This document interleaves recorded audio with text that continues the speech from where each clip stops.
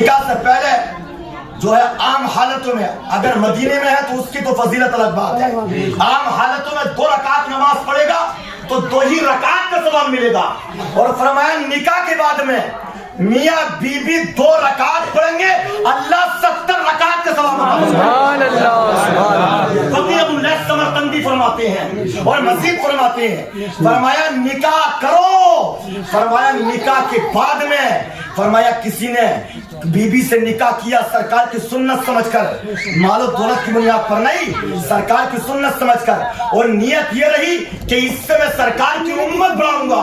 اور فرمایا بسم اللہ شریف پڑھ کر کے حق زوجیت ادا کیا, جو حق زوجیت ہے وہ ادا کیا, تو فرمایا اس بشارت میں اللہ اگر اسے اولاد کی بشارت عطا فرما دے تو فرمایا جب تک وہ اولاد چاہے بیٹا ہو یا بیٹی دنیا میں جتنے سانس لے گی ہر سانس کے بدلے ماں باپ کو اللہ 60 سال کی عبادت کا ثواب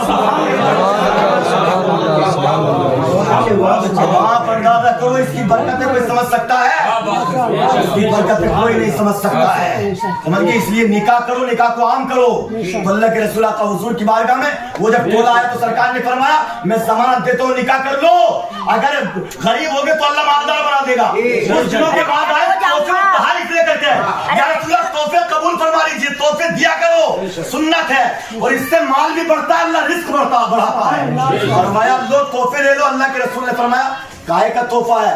کہا سرکار آپ نے جو نکاح کی فضیلت بیان فرمائی تھی ہم نے نکاح کر لیا, نکاح کی برکت سے اللہ نے ہمارے گھروں میں خوشحالی عطا فرمائی. سبحان اللہ. یہ وقت پر نکاح کر دو. یہ تو حافظ و قاری مونس صاحب ہیں, یہ تو بڑی متبرک شخصیت ہے, بڑی برکت والی شخصیت ہے جو حافظ قرآن ہو. حافظ قرآن وہ حافظ قرآن کہ آقا نے فرمایا کہ ایک حافظ قرآن حلل حلالہ حرم حرامہ, اللہ کی حلال کردہ پر اعتماد کرے اور حرام کردہ پر بھی اعتماد کرے, حلال کو حلال سمجھے حرام کو حرام. تو فرمایا وہ اپنے گھر والوں کے خاندان والوں کو 10 لوگوں کو بخشوا کر کے جنت میں داخل کرے. سبحان اللہ.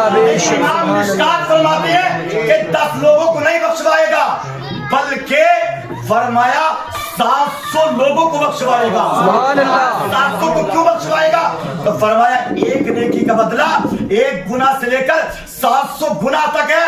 تو فرمایا حافظ قرآن تو وہ نیکی ہے, قرآن کا حفظ تو وہ نیکی ہے کہ سب کچھ سینے ختم ہو جائیں گے مگر جن کے سینوں میں قرآن ہوگا اللہ ان سینوں کو محفوظ فرما دے گا. سبحان اللہ. فرمایا ایک حافظ قرآن, امام مشکات فرماتے ایک حافظ قرآن 700 لوگوں کی بخشش کروائے گا. سبحان اللہ. یہ چلا کہ ان سے انہیں حافظ سمجھ کر کے ان کی قدر کیا کرو, بھائی بھی قدر کرے اس لیے کہ ان کے سینے میں قرآن ہے, سمجھ کے خاندان والے بھی قدر کریں اس لیے کہ ان کے سینے میں قرآن ہے.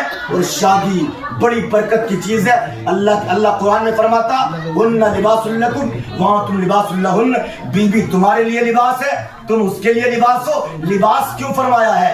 اگر میرا لباس گندا ہوگا تو دیکھنے والا کہے گا گندا ہے, لباس گندا ہے. یعنی لباس سے عزت ہوتی ہے ذات کی. پتہ یہ چلا کہ اگر بیوی عزت والی ہوگی تو شوہر کی عزت ہوگی, اور شوہر عزت والا ہوگا تو بیوی کی عزت ہوگی. تو دونوں کو فرما دیا تو اس کا لباس ہے تو اس کا لباس ہے, تو اس کے لباس کو اچھا رکھ, یہ تیرے لباس کو اچھا رکھے گا.